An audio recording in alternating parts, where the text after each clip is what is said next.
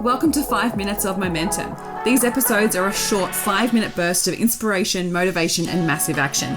If you need that little kick up the butt to get things moving and to inspire you to take massive action, then every single Thursday I'll be sending you through a 5-minute episode to download, digest, and implement to finish your week off strong. Are you ready to get started? Let's go. Welcome back to 5 Minutes of Momentum. Today I want to talk to you about turning rejection into motivation. Because you're in business, you're in sales. And when we think about selling, we fear the rejection piece. And rejection is just part of the process, especially when you're going after big things. And so it's not just rejection in sales either. It's rejection in putting yourself forward for opportunities and possibly getting a response that's not favorable. And so it's so important that you challenge yourself to think about rejection differently.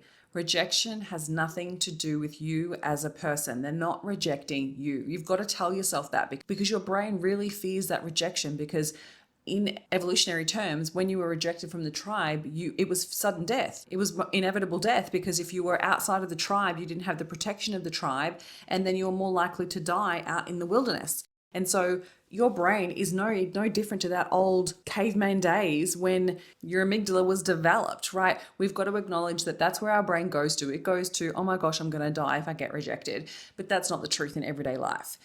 Rejection doesn't have to mean anything about you. And there's so many sayings when it comes to rejection, from rejection is redirection, which is one that I love to use. Sometimes it's the universe saving you from something. It's the universe protecting you from something.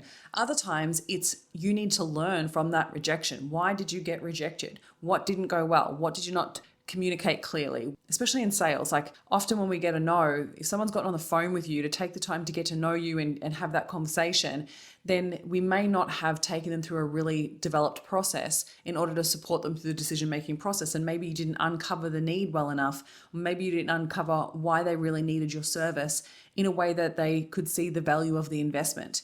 And so we need to get really good at that if we're going to be successful in business. This is why I teach sales, which is because we need to change the way that we do our sales process, that it's enjoyable for you and for the customer.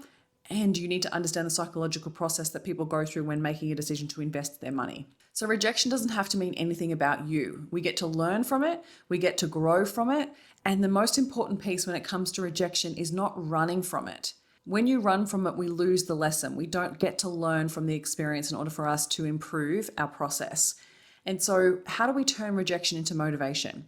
We've got to acknowledge that rejection is part of the process. It's actually something that happens on a regular basis, especially if you're putting yourself out there. So the way that I turn it into motivation is remind myself that the more conversations that I'm having, the more pitches that I'm putting out there, the more people that I'm reaching out to in order to get that opportunity, that means there's more chance that I'm going to get yeses. Right? If you're not even asking, you're not ever going to be open to the rejection. You're not ever going to get the rejection, and you're never going to get the yes. So we have to be willing to put ourselves out there. We have to be willing to be an option for people to say yes to. And so I use it as motivation to be like, it's okay. The next one will say yes. And it's part of my process. So for whatever reason, I needed to hear that no in order for me to move forward to the next one. And allowing myself to be like, well, this is what it's like to be in the arena.